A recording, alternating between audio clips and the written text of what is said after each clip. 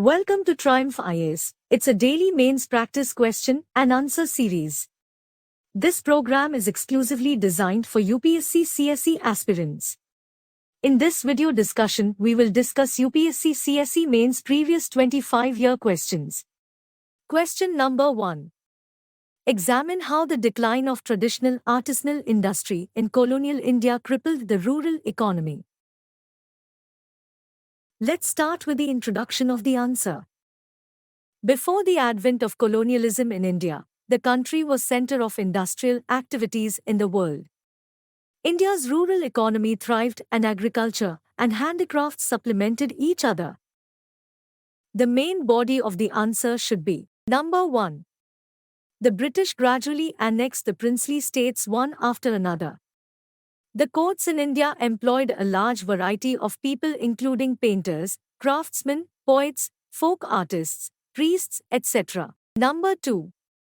When the Indian kings lost their authority and power, these professionals were deprived of their patrons and hence rendered jobless. On their part, the British government made no serious effort. Number 3. The British government saw India primarily as a supplier of cheap raw material and market for the finished goods coming from London. Number 4.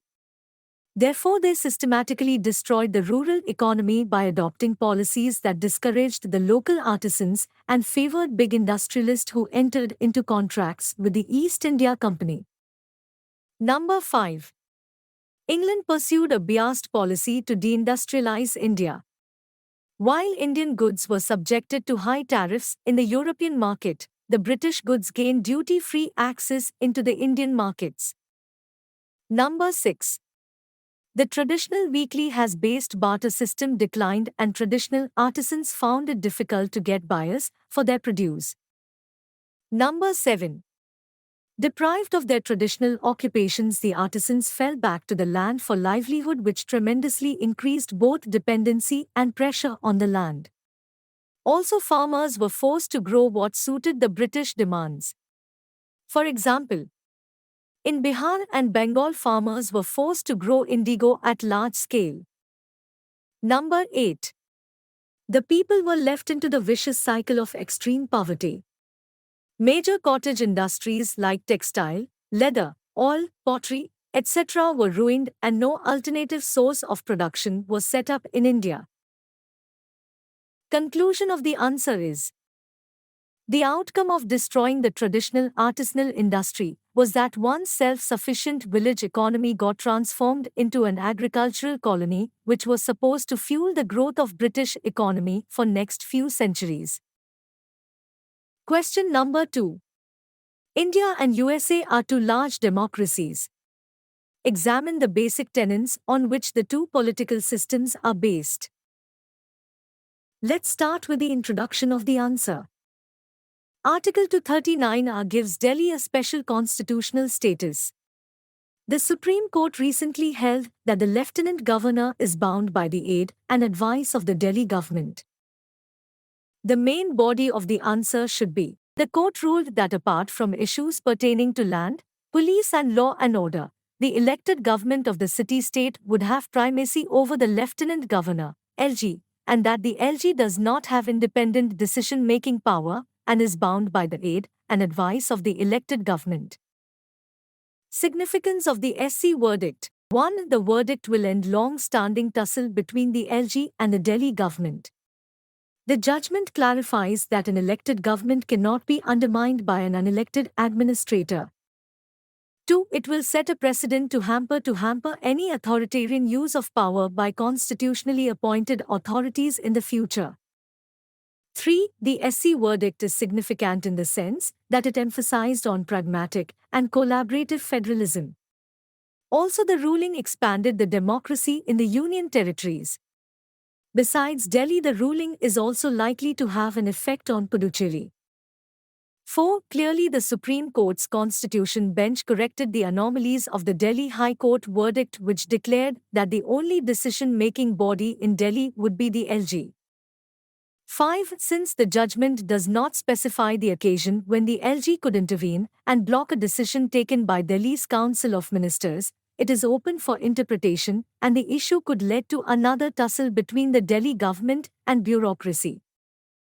6. No constitutional court could deliver a judgment which is exhaustive of remedies to deal with all the future possibilities and tussles. Conclusion of the answer is: therefore, the union and the state governments must embrace a collaborative federal architecture by displaying harmonious coexistence and interdependence so as to avoid any possible constitutional discord.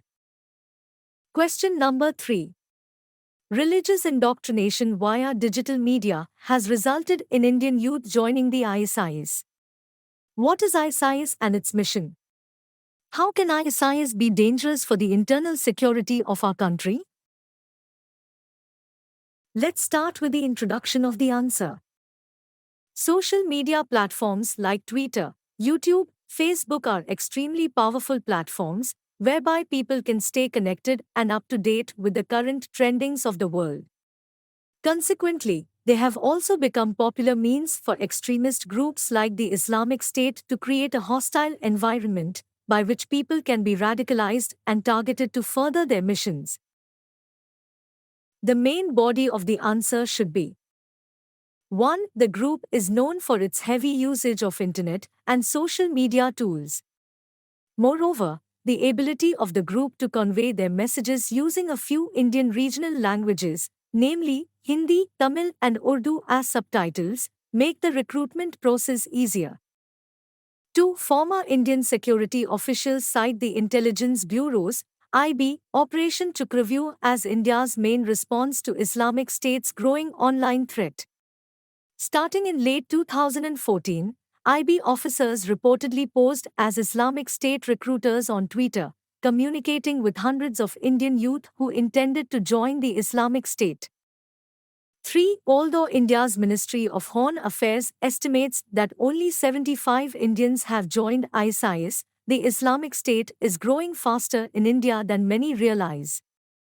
Starting in 2014, cases surfaced of young adults trying to join ISIS online without ever having face-to-face contact with a recruiter.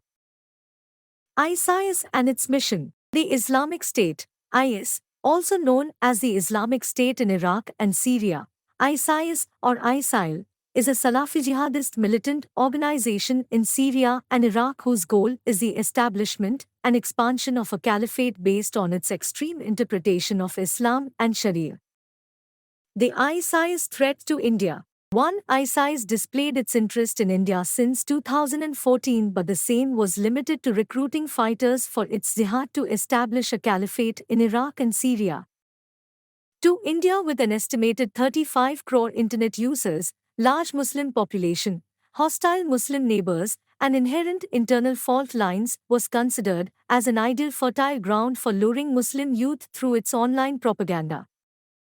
3. ISIS did succeed in its mission in India to some extent, particularly in its northern, western and southern parts. The same year, an ISIS affiliate Islamic State, Khorasan Province, IS, KP in short, was formed with its focus on Afghanistan, Pakistan and India.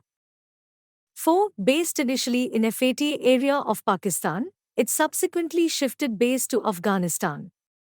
A few Indian Muslim youth were believed to have fled to Afghanistan or Middle East in order to join the ISIS fighters in Syria and Iraq, though the number was not large so as to be a cause of concern. 5. It goes to the credit of Indian Muslims that though being the second largest Muslim population in world, India's share of pro-ISIS individuals is minuscule as compared to their Western counterparts. 6. The rapid radicalization of a few Indian Muslim youths, in consonance with the rising influence of the ISIS, has turned out to be one of the most critical challenges for the Indian security agencies.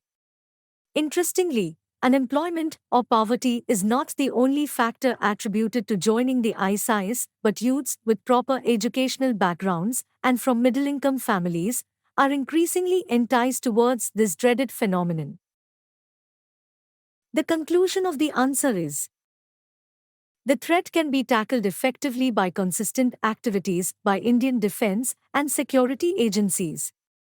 In these scenarios, the role of community leaders are also important, and they should also be roped to dissuade the youths from joining terror outfits.